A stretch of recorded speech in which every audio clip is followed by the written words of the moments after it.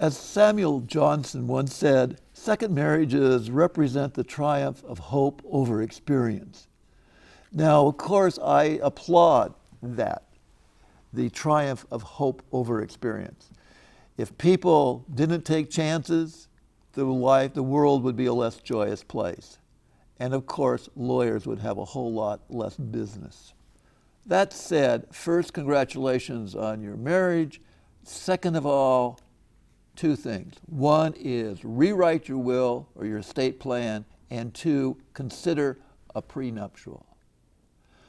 Now, if you don't rewrite your will or your estate plan, all kinds of bad things are going to happen when you die, because your new spouse will have certain claims and they will be inconsistent with your old estate plan, and that can just be a mess.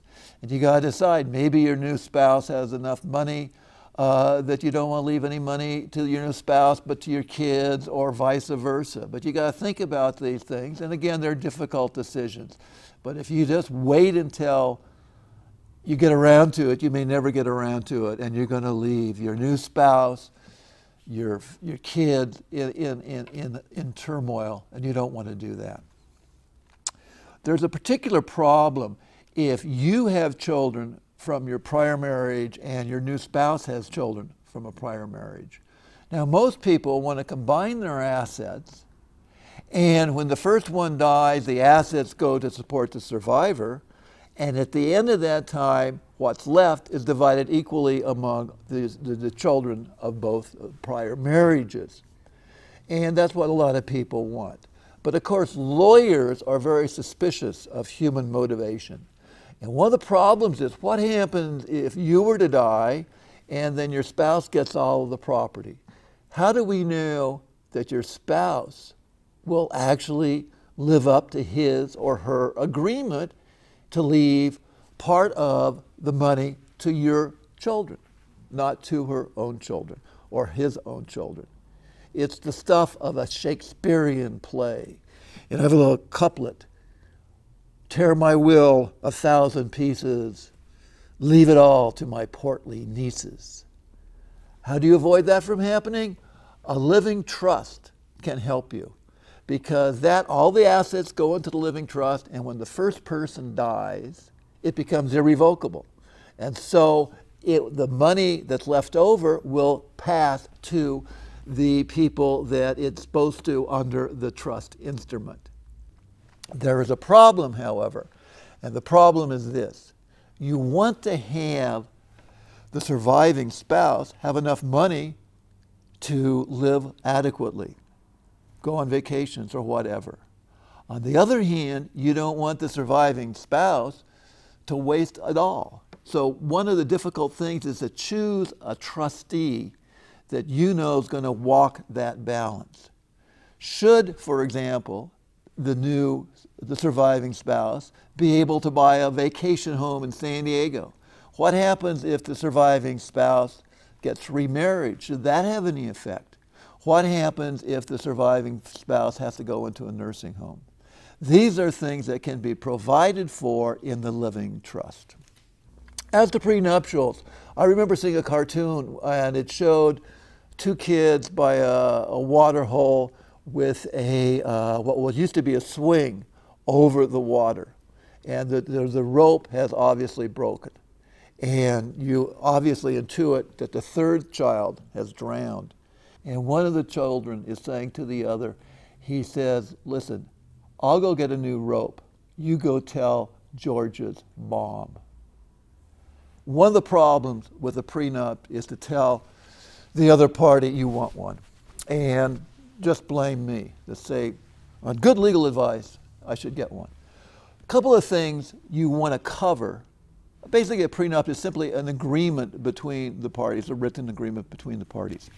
Tell you a couple of things you want to cover. One is prior debts. Some people bring in a lot of debts into the new marriage. What should become of them? Is that going to be part of the obligation of the new marriage to take care of those debts, or are they going to be separate and stay with the partner who brought them in? Second of all, and of course the big one that we're all familiar with, is what happens in divorce. Does the new spouse have rights to all of the property, or some of the property brought in, whatever. What about support obligations? These are things to be hammered out, to be thought about, because as you know, as we all know, divorces happen. And it's good to kind of clear the air and get that beyond there. Third of all, you might want to talk about inheritance that I've already discussed. It may be that the new spouse is not expecting any inheritance because they are already set because of their prior financial situation. The fourth thing is who takes out the garbage.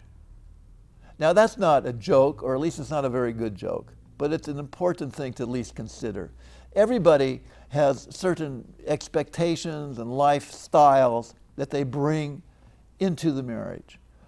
What about vacations? You know, should there be a lot of vacations? Where should they be? What about relationships, maybe with an ex-spouse? What about how close will they be with the kids? Will the kids be coming over? That sort of thing. It's good to kind of talk about these things and maybe not put them in a prenup, but to realize that people are going to have to make adjustments, and a lot of times it can be people get into huge fights about who has an expectation about who's going to take out the garbage. And if you can, you might want to hammer those things out beforehand. Couple things. You should both be, if you're going to have a prenup, be represented by separate lawyers. Don't have one lawyer do it. Because if things go south, you know, these could always be attacked as they were not valid. And if you only had one lawyer doing it, it's going to probably be thrown out. So you should have separate lawyers and have both of the lawyers sign off on the agreement. Don't just simply recite the fact that lawyers looked at it, but have the lawyers put their names down on it, and that will assure, or at least probably assure, nothing's sure in law, but will make it more likely that that would be enforced. The main thing, if you're going to do a prenup, is to be absolutely candid and with about all of the assets. Because if you aren't, and it looks like you were kind of concealing information, that is a ground to throw out the prenup if the fight happens.